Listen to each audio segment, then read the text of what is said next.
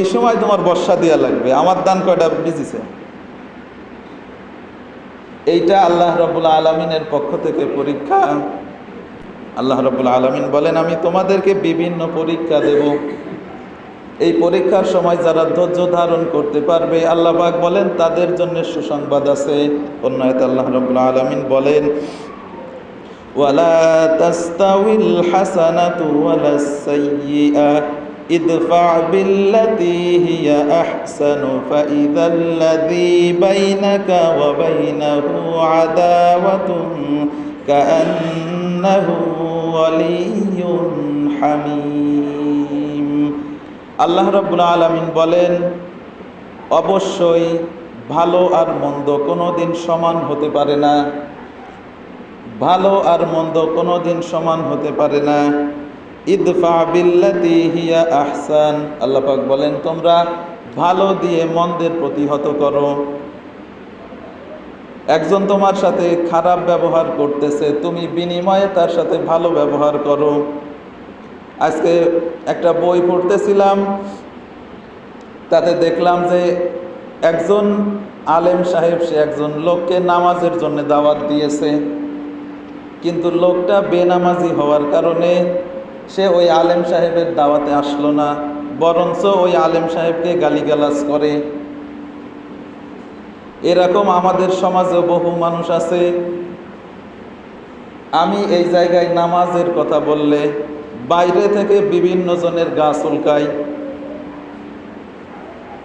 বহু লোক আছে যে আমার অপাশে গালিগালাজও করে নামাজ নিয়ে বলার কারণে। তো এরকম ওই আলেম সাহেব যখন নামাজের জন্য ডাকে, ওই লোকটা নামাজ তো পড়তে আসে না, বরঞ্চ গালিগালাজ করে। ওই লোকটা যখন গালিগালাজ করে, এই আলেম সাহেব কিছু টাকা পয়সা তাকে হাদিয়া পাঠায়। এরকম কয়েকদিন চলতেছে। ও যখন গালিগালাজ করে, এই আলেম সাহেব তখন কিছু হাদিয়া ওকে দেয়। ওই খারাপ লোকটা চিন্তা করতেছে যে আমি তাকে গালিগালাজ করি আর ওই লোকটা বিনিময়ে আমাকে হাদিয়া দেয়। ওই লোকটা কিন্তু গালিগালাজ করা বন্ধ করে দিল। তখন ওই যে আলেম সাহেব উনিও কিন্তু হাদিয়া দেওয়া বন্ধ করে দিছে। ওই খারাপ লোকটা একদিন এসে জিজ্ঞাসা করতেছে, হুজুর আমি আপনাকে গালিগালাজ করতাম, বিনিময়ে আপনি আমাকে বিভিন্ন রকম হাদিয়া দিতেন, কিন্তু আমি আপনাকে গালিগালাজ করা বন্ধ করে দিয়েছি, আপনিও হাদিয়া দেওয়া বন্ধ করেছেন কেন? ওই আলেম সাহেব বললেন যে ভাই, ব্যবসায়ের একটা সিস্টেম থাকে, কিছু দিতে হয় আর কিছু নিতে হয়। তুমি আমাকে গালিগালাজ করতে, বিনিময়ে তোমার নেকির একটা অংশ আমার আমলনামায় আসতো, এর বিনিময়ে আমি তোমাকে হাদিয়া দিতাম। এখন তুমি আমারে গালিগালাজ করো না, তোমার নেকির কোনো ভাগও আমার আমলনামায় আসে না, এই জন্যে আমি তোমাকে হাদিয়াও দিই না। বুঝতেছেন? আপনি একজনকে গালিগালাজ করলেন, তার কিচ্ছু হচ্ছে না। আপনি একজনরে একটা গালি দিলেন, অমুকের বাচ্চা বললেন, সে কি তাই হয়ে যাবে? হয়ে যাবে। যদি ওই লোকটা ওরির যোগ্য না হয়, আল্লাহ পাক ওই পরিণতি আপনারা করে দেবেন। কোনো ব্যক্তি যদি কোনো ব্যক্তিকে কাফের বলে, বোঝেন, কোনো ব্যক্তিকে যদি কাফের বলে, লোকটা যদি কাফের না হয়, তাহলে আল্লাহ পাক মৃত্যুর আগে যে বলছে তারে কাফের বানাই দেবে। এজন্য কথাবার্তারা হিসাব করে বলতে হবে। আপনারা বলতে পারেন যে নামাজ সম্পর্কে আমি যে বলেছিলাম যারা নামাজ পড়ে না তারা কাফের, এটা আমার কথা না, এটা আল্লাহর নবীর কথা।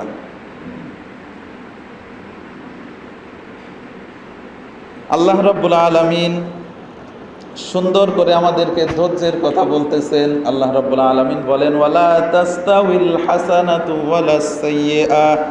আল্লাহ রাব্বুল আলামিন বলেন ভালো আর মন্দ কোনো দিন সমান হতে পারে না। ইদফা বিল্লাতী হিয়া আহসান, তোমরা মন্দকে ভালো দিয়ে প্রতিহত করো।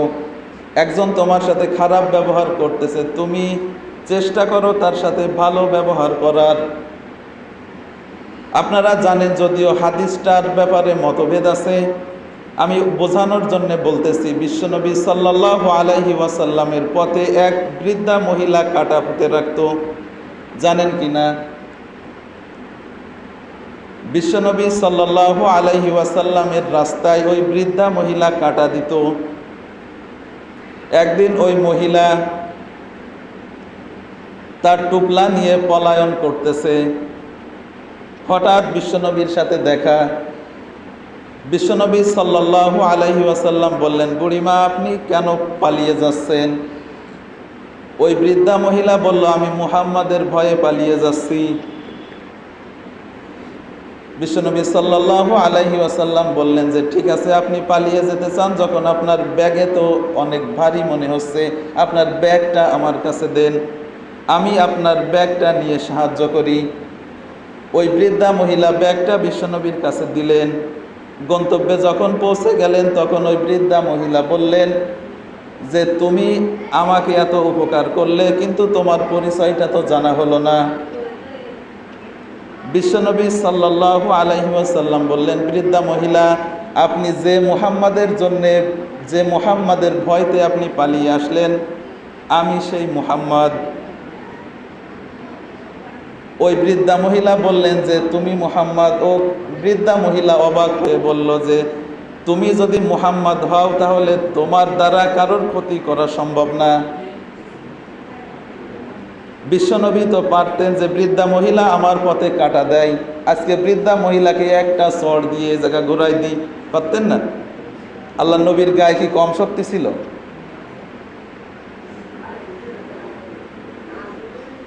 আপনার আমার মতো কয়েক হাজার মানুষের গায়ে যে শক্তি, আল্লাহ নবীর একার গায়ে সেই শক্তি ছিল। আল্লাহ নবী ইচ্ছা করলে পারতেন, কিন্তু আল্লাহ নবী করেননি। শুধু তাই নয়, যে কাফেররা বিশ্বনবী সাল্লাল্লাহু আলাইহি ওয়াসাল্লামকে সারা জীবন কষ্ট দিয়েছে, সারাটা জীবন বিশ্বনবী সাল্লাল্লাহু আলাইহি ওয়াসাল্লামকে কষ্ট দিয়েছে। আমি একটু বোঝানোর জন্য বলি, বিশ্বনবী সাল্লাল্লাহু আলাইহি ওয়াসাল্লাম নামাজে দাঁড়িয়েছেন, কাফেররা বিশ্বনবী সাল্লাল্লাহু আলাইহি ওয়াসাল্লামকে তার গলার মধ্যে রশি দিয়ে দুই পাশ দিয়ে টানতেছে। বিশ্বনবীর চোখ লাল হয়ে গেছে। আল্লাহ রাব্বুল আলামিনের পক্ষ থেকে হঠাৎ করে আবু বকর রাদিয়াল্লাহু তাআলা আনহু চলে আসলেন, এসে ওই কাফেরদেরকে ধাক্কা দিয়ে সরিয়ে দিলেন। বিশ্বনবী সাল্লাল্লাহু আলাইহি ওয়াসাল্লাম যখন নামাজে দাঁড়াতেন, সেজদায় যখন যেতেন, কাফেররা উটের পচা নাড়িভুড়ি বিশ্বনবীর ঘাড়ের উপরে চাপিয়ে দিত। এত অত্যাচার বিশ্বনবী সাল্লাল্লাহু আলাইহি ওয়াসাল্লামকে করা হয়েছে, কিন্তু বিনিময়ে মক্কা বিজয়ের দিন বিশ্বনবী সাল্লাল্লাহু আলাইহি ওয়াসাল্লাম 10,000 সাহাবী সহ মক্কার ভিতরে প্রবেশ করলেন। প্রত্যেকটা কাফের থরথর করে কাঁপতেছে যে না জানি আজকে মুহাম্মদ আমাদের সাথে কেমন ব্যবহার করে।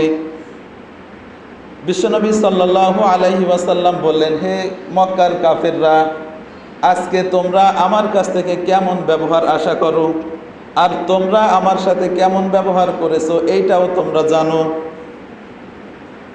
তারা বলল, হে মুহাম্মদ, আমরা তোমার সাথে অনেক অন্যায় করেছি, কিন্তু আজকে আমরা তোমার কাছ থেকে একজন উত্তম ভাইয়ের মতো আশা করছি, উত্তম ভাইয়ের মতো ব্যবহার আশা করতেছি।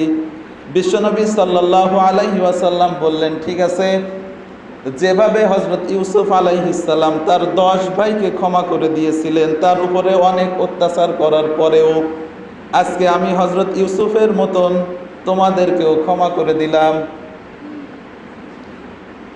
বিশ্বনবী সাল্লাল্লাহু আলাইহি ওয়াসাল্লাম তরবারি দিয়ে যতটা জয় করেছিলেন তার থেকে ভালোবাসা দিয়ে বেশি জয় করেছিলেন। আমাদেরকেও আল্লাহ রাব্বুল আলামিন বলতেছেন, ইদফা বিল্লাতি হিয়া আহসান, মন্দকে তোমরা ভালো দিয়ে প্রতিহত করো। মন্দের বিনিময়ে আপনাকে ভালো ব্যবহার দিতে হবে। এক ইহুদি বিশ্বনবী সাল্লাল্লাহু আলাইহি ওয়াসাল্লামের মসজিদের দেয়ালে পেশাব করেছে। দেয়ালে আল্লাহ নবী বসা, ওমর বসা, সাহাবীরা বসা, মসজিদের দেয়ালে পেশাব করতেছে। হযরত ওমরের চোখ রক্তিম বর্ণ হয়ে গেল। হযরত ওমর বললেন, ইয়া রাসূলুল্লাহ, আপনি শুধু আমাকে একটাবার হুকুম দেন, ওর ধড় থেকে মাথাটা আলাদা করে দিই। বিশ্বনবী সাল্লাল্লাহু আলাইহি ওয়াসাল্লাম বললেন, ওকে ডিস্টার্ব করো না, ও এখন জরুরত সারতেছে, ওকে ডিস্টার্ব করো না, বসো।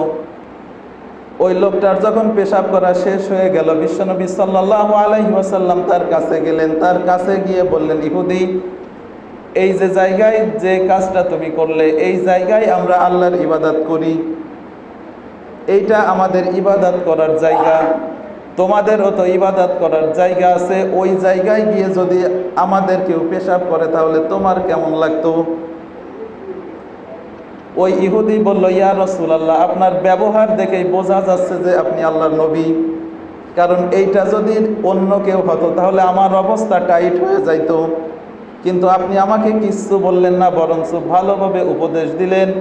আমি আর ইহুদি থাকতে চাই না, আমাকে পড়াই দেন লা ইলাহা ইল্লাল্লাহু মুহাম্মাদুর রাসূলুল্লাহ। আল্লাহ নবী তাহলে কত ধৈর্যের পরিচয় দিয়েছেন। আপনি আমি যদি হতাম তাহলে কি করতাম? কাজ পাও না, মসজিদ দিয়ে এসে পেশাব করো। যাক, এরকম কেউ করবেন না, আমি বোঝানোর জন্য বলতেছি। আবার যেন আবার অনেকেই এসে মসজিদ করে পেশাব করেন না, বোঝানোর জন্য বললাম আল্লাহ নবীর ধৈর্য কতটা ছিল। তবে এই ধৈর্য আবার আপনি সব জায়গায় করতে যাবেন না। একজন লোক চুরি করতেছে, আপনি ধৈর্য ধারণ করলেন, তাহলে অন্যায়ের সহযোগিতা করা হবে। সব জায়গায় ধৈর্য ধরা যাবে না, অন্যায়ের প্রতিবাদ করা লাগবে, কিন্তু ধৈর্য ধরতে হবে অন্যান্য জায়গায়। অন্যায় দেখলে সেই জায়গায় প্রতিবাদ করা লাগবে, সব জায়গায় ধৈর্য ধরা যাবে না। আল্লাহ রাব্বুল আলামিন সুন্দর করে বলতেছেন, فَإِذَا الَّذِي بَيْنَكَ وَبَيْنَهُ عَدَاوَةٌ كَأَنَّهُ وَلِيٌّ حَمِيمٌ। আল্লাহ রাব্বুল আলামিন বলেন, যদি তোমরা মন্দের বিনিময়ে ভালো দিয়ে প্রতিহত করতে পারো, একজন তোমার সাথে খারাপ ব্যবহার করতেছে, তুমি যদি বিনিময়ে তার সাথে ভালো ব্যবহার করতে পারো, তাহলে আল্লাহ রাব্বুল আলামিন তোমাকে আর তাকে এমনভাবে অন্তরঙ্গ বন্ধু বানিয়ে দিবেন। আল্লাহ রাব্বুল আলামিন বলেন, তাহলে ওই ব্যক্তির সাথে তোমাকে আমি অন্তরঙ্গ বন্ধু বানিয়ে দেব। এরপরে আল্লাহ রাব্বুল আলামিন বলেন, ওয়ামা ইউলাক্কাহা ইল্লাল্লাযীনা সাবারু ওয়ামা ইউলাক্কাহা ইল্লা যু হাযযিন আযীম। আল্লাহ রাব্বুল আলামিন বলেন, কিন্তু এই কাজটা শুধু ধৈর্যশীল ব্যক্তি ছাড়া আর কারোর পক্ষে সম্ভব হয় না। আল্লাহ পাক বলেন, মন্দের বিনিময়ে ভালো দিয়ে বিনিময় করতে পারে শুধুমাত্র ধৈর্যশীলরা। এই জায়গায় আল্লাহ রাব্বুল আলামিন ধৈর্যশীলদের কথা বলেছেন।